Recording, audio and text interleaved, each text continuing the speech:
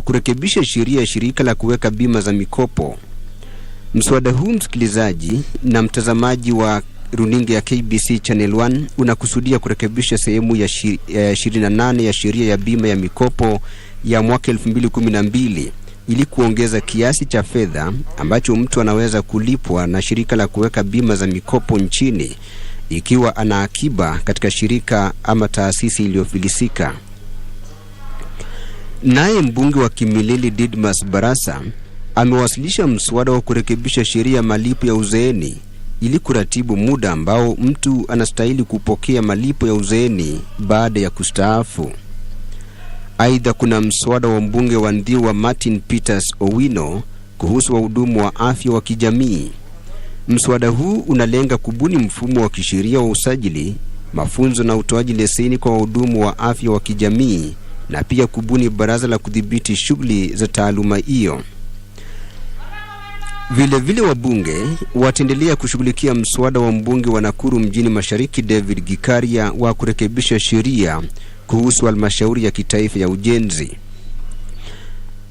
Na msikilizaji na mtazamaji wa runinga ya KBC Channel 1, ikiwa hivi sasa ni dakika 31 baada ya saa 3, naibu spika Moses Cheboya anaingia ukumbini kuashiria kwamba ndiye atakayeongoza kikao cha sasa kuambatana na kanuni za bunge la taifa.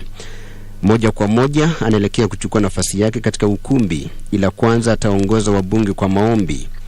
Hii ni KBC Radio Taifa, hii ni KBC Channel 1. Tupate maombi. Members, let's pray. Almighty God, who in your wisdom and goodness have appointed the offices of leaders and parliaments for the welfare of society and the just government of the people, we beseech you to behold with your burden favor as your servants, whom you have been pleased to call to performance of important trust in this republic. Let your blessings descend upon us here assembled. Grant that we treat and consider all matters that shall come under deliberations in so just and faithful a manner as to promote your honor and glory, and to advance the peace, prosperity, and welfare of our country, and of those whose interests you've committed. Amen.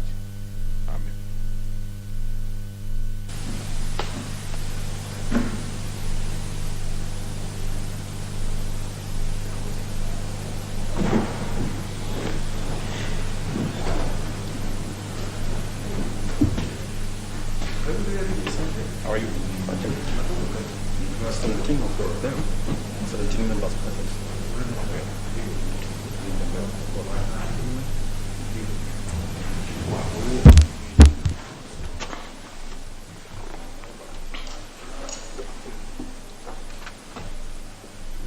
Taifa punde si punde atabainisha iwapo idadi ya kutosha wabunge imetimizwa au bado. Do not have the requisite quorum. Therefore, I order the bell to be rung for 10 minutes.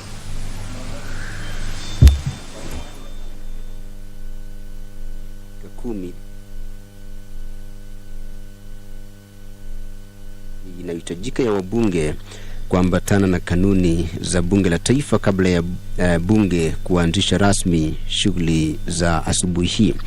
Kumbuka msikilizaji, ni wabunge 50 kati ya wabunge wote 349 wa bunge la 12 ambao wanahitajika kuwa ukumbini ili kikao kiweze kuanza rasmi, ikiwa hivi sasa ni dakika 33 baada ya saa 3 saa zetu za kanda ya Afrika Mashariki.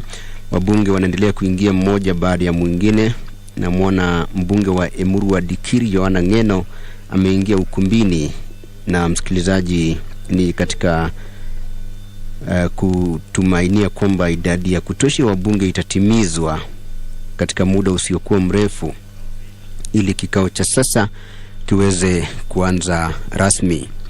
Wabunge wataendelea kushughulikia mswada wa mbunge wa Nakuru mjini Mashariki David Gikaria wa kurekebisha sheria kuhusu halmashauri ya kitaifa ya ujenzi. Mswada huu unalenga kurekebisha sheria nambari 41 ya mwaka 2011 ili kuondolea malipo ya ada wafanyabiashara chipukizi wanaoanzisha biashara za ujenzi ambao ni wanawake, vijana ama watu wenye ulemavu.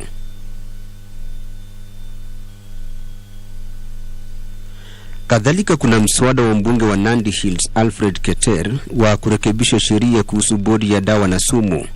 Mswada huu unadhamiria kurekebisha sheria hii ili kuzuia uuzaji ama utoaji dawa kwa mtu bila idhini kwa maandishi ya afisa wa afya aliyesajiliwa. Bunge pia litaendelea kujadili mswada wa mbunge wa Garissa mjini Aden Duale wa kurekebisha sheria kuhusu matumizi yasiyofaa ya tarakilishi na uhalifu wa mtandaoni. Mswada huu unakusudia kurekebisha sheria hii ili kuzuia kubadilishana video za ngono kupitia vyombo vya habari vya kijamii ama kutumia vyombo vya habari vya kijamii kwa shughuli za kigaidi ama itikadi kali za kidini. Hatimaye kuna mswada wa marekebisho ya sheria kuhusu sekta ya afya ambao umewasilishwa na Mheshimiwa Mwambu Mabonga. Na msikilizaji, ikiwa umefungulia redio yako kwa mara ya kwanza au ikiwa umefungulia runinga yako ya KBC Channel 1 kwa mara ya kwanza, hiki ni kikao cha bunge la taifa, kikao cha siku ya Jumatano asubuhi ambacho kwa kawaida huwa kimetengewa hoja na miswada ya kibinafsi ya wabunge, na asubuhi hii kuna miswada 14 ya wabunge ambayo imeorodheshwa kushughulikiwa katika ukumbi wa bunge la taifa. Kikao cha sasa kinaongozwa na naibu spika Moses Cheboi ambaye pia ni mbunge wa Kuresoi Kaskazini, ambaye tayari amechukua nafasi yake katika ukumbi wa bunge na ameagiza kengele kukirizwa kwa muda ili kuwawezesha wabunge zaidi kuingia ukumbini na kujaza idadi inayohitajika kuambatana na kanuni za bunge la 12. Idadi hiyo, msikilizaji, ni idadi ya wabunge 50 kati ya wabunge wote 349 ili bunge la taifa liweze kutekeleza shughuli zake jinsi inavyohitajika kulingana na kanuni za bunge la taifa. Kumbuka msikilizaji, majukumu ya bunge la taifa ni pamoja na uwakilishi wa maeneo bunge mbalimbali, utathmini wa utendakazi wa serikali, hali kadhalika utunzi wa sheria. Dakika 37 baada ya saa 3 unaendelea kutazama runinga ya KBC Channel 1, hali kadhalika kusikiliza KBC Radio Taifa, na kukudokezea ni kwamba kuna miswada 14 ya wabunge ambayo inatarajiwa kushughulikiwa asubuhi hii, na mswada wa kwanza ambao umeorodheshwa ni mswada wa mbunge wa Mugirango Kusini Silvana Sosoro wa kurekebisha sheria kudhibiti vileo. Mswada huu unakusudia kurekebisha sheria hii ili kumpa waziri husika mamlaka ya kubaini wakati wa kupeperushwa kwa matangazo ya vileo ili kuwalinda watoto na waraibu wa pombe wanaojirekebisha tabia dhidi ya athari za matangazo kama hayo. Kamati ya bunge lote asubuhi hii inatarajiwa kudurusu mswada nambari 69 wa sekta ya sukari.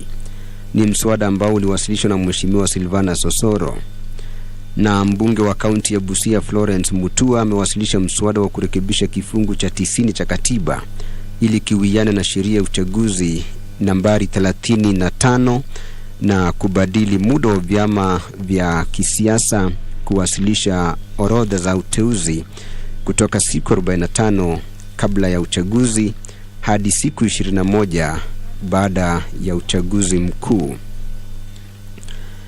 Pia kuna mswada wa mbunge wa Kikuyu Kimani Ichung'wa wa kurekebisha sheria za leba. Mswada huu unakusudia kurekebisha sheria hizi ili kuratibu kanuni zinazohitajika kwa vyama vya wafanyakazi kabla ya kuitisha mgomo katika sekta zinazotoa huduma muhimu. Na vile vile msikilizaji, asubuhi hii kuna maswali kadhaa ambapo mbunge wa Kuria Mashariki Marwa Maisori anatarajiwa kumuuliza waziri wa michezo, utamaduni na turathi kuhusu hali au mikakati iliyowekwa kuhakikisha kwamba lugha za kiasili zinazozungumzwa miongoni mwa jamii 79 hapa nchini zinalindwa. Na vile vile kuna mbunge wa Awendo Walter Owino ambaye ana swali kwa waziri wa kilimo, ufugaji na uvuvi. Anataka kujua mikakati ambayo imewekwa ili kusaidia zaidi ya watu milioni 1.5 wanaokumbwa na ukame.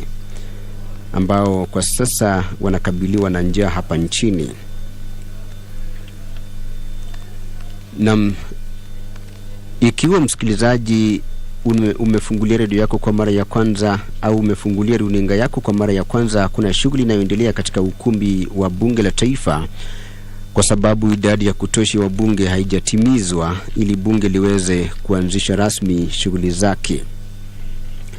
Mbunge wa Ainabkoi William Chepkut ana swali kwa waziri wa maji, usafi na unyunyiziaji mashamba maji, ambapo anataka waziri aelezee kuhusu hali ya utekelezaji wa mpango wa kunyunyizia mashamba maji wa Tot Koloa. We are just short of about 12 members, I think. So I order the bell to continue ringing for an extra 5 minutes. 5 minutes. Ya kutosha haijatimizwa, na hivyo basi naibu spika agiza kengele kukirizwa kwa muda wa dakika 5 zaidi kuwezesha wabunge zaidi kuingia ukumbini na kujaza idadi inayohitajika ya wabunge. Mbunge wa Ainabkoi William Chepkut anataka waziri wa maji, usafi na unyunyiziaji mashamba maji kuelezea kuhusu hali ya utekelezaji wa mradi wa unyunyiziaji mashamba maji wa Tot Koloa kwenye mpaka kati ya kaunti ya Baringo na Elgeyo Marakwet, ambao gharama yake inakisiwa kuwa shilingi milioni 245. Na mbunge wa Emuhaya Omboko Milemba atauliza waziri wa usalama wa kitaifa, ambapo anataka waziri aelezee kuhusu hali ya uchunguzi kuhusiana na kisa cha hivi majuzi cha kupigwa risasi kwa wanafunzi 3 na maafisa wa polisi. No members other than whips are allowed to step out of the chamber.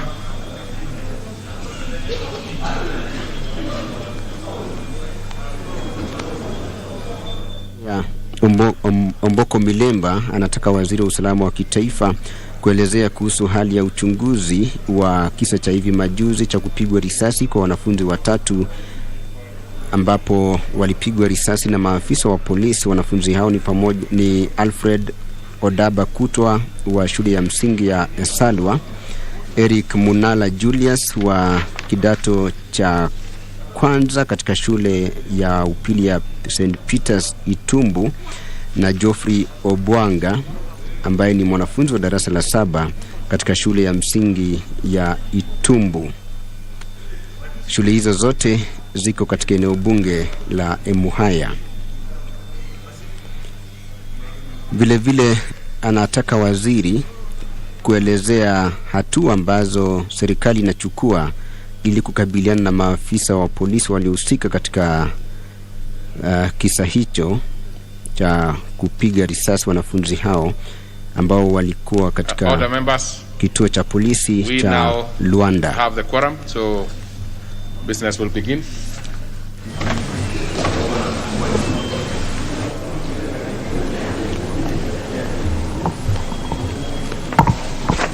Order number 1, administration of oath. Order number 2, communication from the chair. Order number 3, messages. Order number 4, petitions. Order, members, take your seats.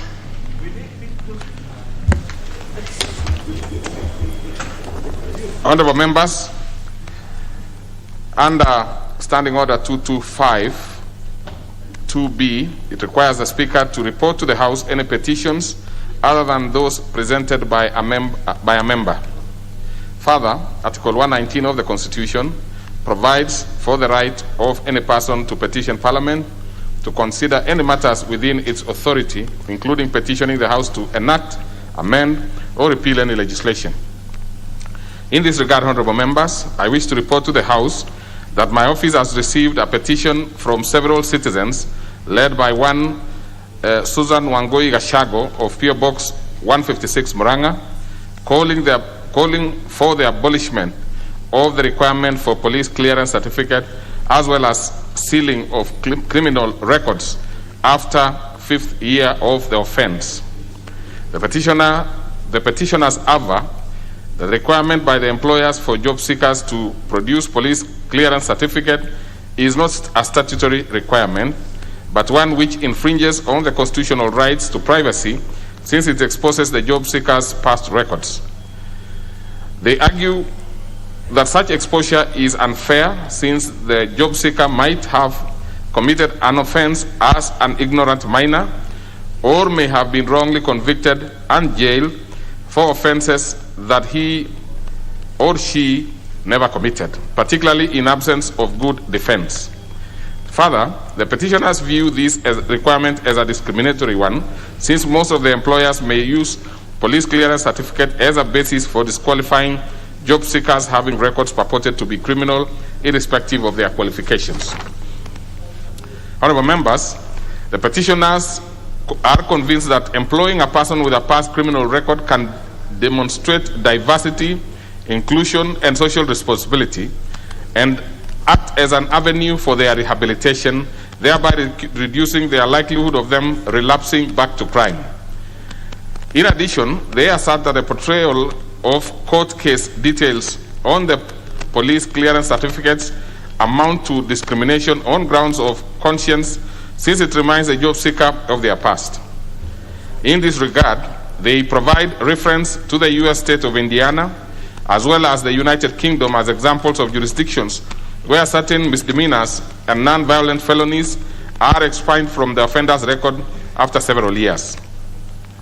Consequently, honorable members, the petitioners seek the intervention of this House to consider abolishing the requirement for police clearance certificate by employers, as well as closing and permanently obliterating criminal records 5 years after conviction. Honorable members, pursuant to provisions of Standing Order 2271, these petitions stand committed to the Departmental Committee on Justice and Legal Affairs. The committee is requested to consider the petition and report its finding to the House and to the petitioners in accordance with the Standing Order 2272. I thank you, honorable members.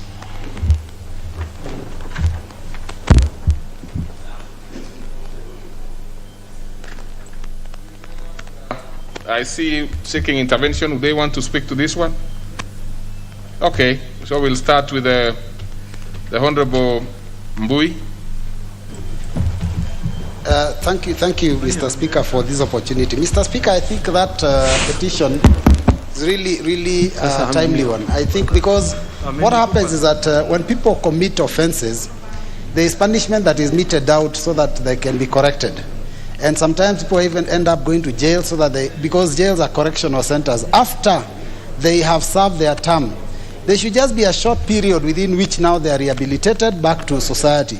And I think it's a fact that a lot of employers in Kenya today insist on the certificate of good conduct. And therefore, it basically means that one who has committed an offense, even if it is 20, 30, 40 years ago, would be punished as a result of that. So I think there is a double jeopardy. It means that people can be punished, they serve as a jail term, and then afterwards they are unable to be employed, so they cannot be corrected. So, Mr. Speaker, I think it is timely, and I think I support that petition. Honorable Dawood. Thank you, Mr. Speaker. Mr. Speaker, I want to join my colleague in supporting this petition. Mr. Speaker, we cannot do double jeopardy in the sense that somebody has already been jailed or convicted, and then again, when somebody is going to look for a job or to fend for himself, and then again, it is written on the certificate of good conduct. So, Mr. Speaker, there should be that anybody who has been convicted for less than maybe 2 or 3 years, or who has been fined less than 100,000, should not be put on the certificate of good conduct that he has a criminal conviction. Okay. But otherwise, Mr. Speaker, I support the petition.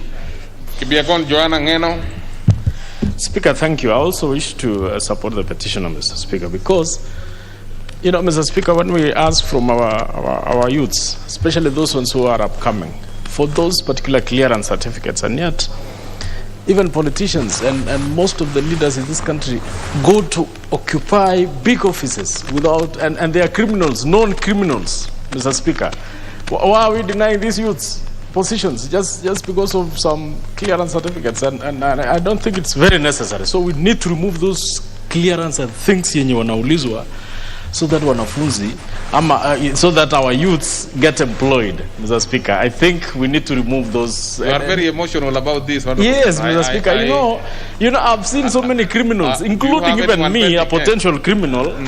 Including me, a potential criminal, because I've been on record being arrested severally. But I still find my way to Parliament. I still find my way to serious opportunities. But why are we denying these young people just because of some certificates? Okay. Mr. Speaker, thank you.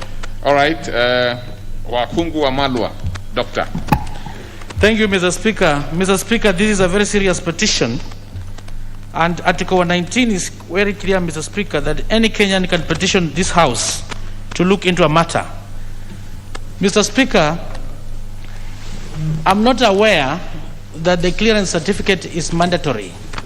I think many organizations use it discretionary. And again, Mr. Speaker, it is a clearance certificate among others.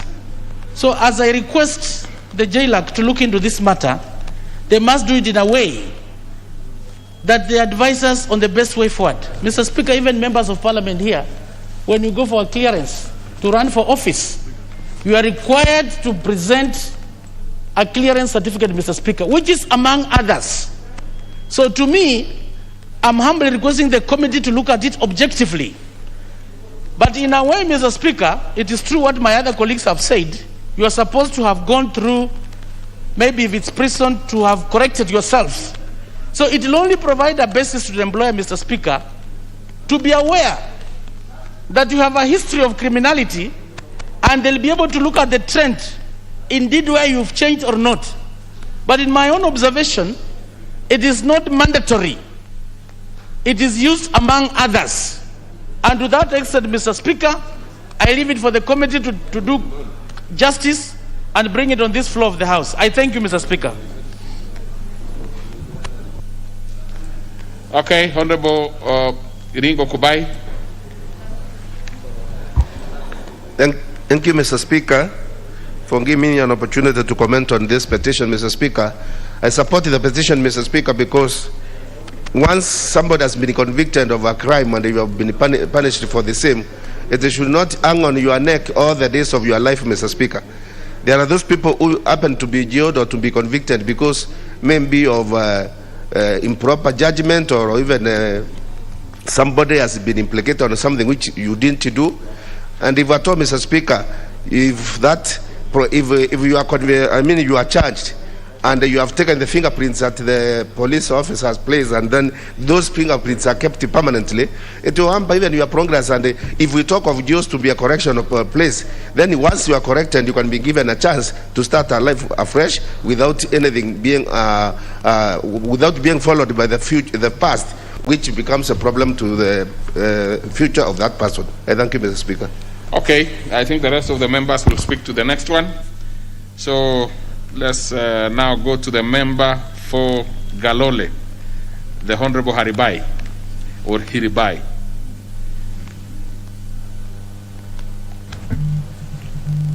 Thank you, Mr. Speaker. This is a petition regarding degazettement of 2,000 acres of Hola Irrigation Scheme land for expansion of Hola Town. I, the undersigned, on behalf of residents of Galole constituency in Tana River County, draw the attention of the House to the following. Number one, that Hola Irrigation Scheme in Tana River County was gazetted on the 26th of April 1963 and covers an area approximately 12,630 acres. Number two, that the scheme was initially used as a settlement scheme to settle thousands of Mau Mau freedom fighters and residents of Tana River in general in the 1960s. Number three, that the physical location of Hola Irrigation Scheme at the heart of Hola Town has over the years proven to be disadvantageous to area residents in view of the fact that it continues to block the much needed expansion of Hola Town, which is the headquarters of Tana River County. Number 4, that in a bid to address this long-standing challenge, officials of national government and as well as the representatives of Tana River County government, area members of parliament, the National Land Commission and other stakeholders met in Hola Town on the 15th of July 2021 and mutually agreed to degazette 2,000 acres in the southern and eastern parts of the scheme to facilitate expansion of Hola Town, and to compensate for this degazettement through extension of the scheme's northern borders by similar acreage of 2,000 acres. That the proposed degazettement and replacement of the southern eastern segment of the scheme will secure the expansion of Hola Town and Tana River County in general through economic, social, and infrastructural development that is currently hindered by the scheme's current location. Number 6, that the proposal offers the only feasible option in addressing the long-standing challenge and is a win-win arrangement that has been amicably agreed upon by the stakeholders, since the land in the southern part of the scheme is proposed to be replaced by a similar size of land in the northern part of the scheme. Number 7, and that the issues in respect of which this petition is made are not pending before any court of law or other constitutional or legal body. Therefore, your humble petitioners pray that the National Assembly, through the Departmental Committee of Lands, number 1, intervenes to facilitate timely degazettement of 2,000 acres in the southern and eastern parts of Hola irrigation scheme, to facilitate expansion of Hola Town, and to facilitate extension of the scheme's northern borders by similar acreage of 2,000 acres. And number 2, makes any further orders deemed defeat in the circumstances of the petition. And your petitioners will ever pray. Thank you, Mr. Speaker. Very well. Before I commit it to the committee, are these two members indicative of persons who want to speak to it? Honorable Milemba. Thank you, Honorable Speaker. A similar petition was in this House just last week or 2 weeks ago, and I think I spoke on it and I expressed how I know Hola very well, having traveled in those areas when I'm doing the other things for the teachers, and the suffering of the people courtesy of the fact that the irrigations have taken so much land. But I think last time there was also a connotative relationship with conflict with the wildlife. But Honorable Speaker, what I really wanted to mention was the issue in the first petition, that we did some calculation from the employer's point of view and realized that the young people, when they are asked all those requirements, including this police clearance certificate, it goes to almost 10,000 Kenya shillings. And it is actually hampering, like Honorable Ngeno talked about it very emotionally, the young people to actually apply for jobs. Okay, I think thank you. Don't go too deep into that one. It has already been committed, but you have had your say anyway. Thank you, Honorable Speaker, and thank you for this chance. Okay, Honorable Dr. Makali. Yeah, thank you very much, Honorable Speaker. Honorable Speaker, let me comment on this petition on Hola Town. When the Honorable Member started presenting the petition, Honorable Speaker, I was getting a bit worried because he's saying we change irrigation land to land to be where the town can be constructed. And Honorable Speaker, but as he proceeded, I realized that it's a win-win situation, because he's saying take 2,000 to accommodate the town and also extend by another 2,000 to the northern part of it, so that at the end of the day, you don't loosen acreage for irrigation. So with those remarks, Honorable Speaker,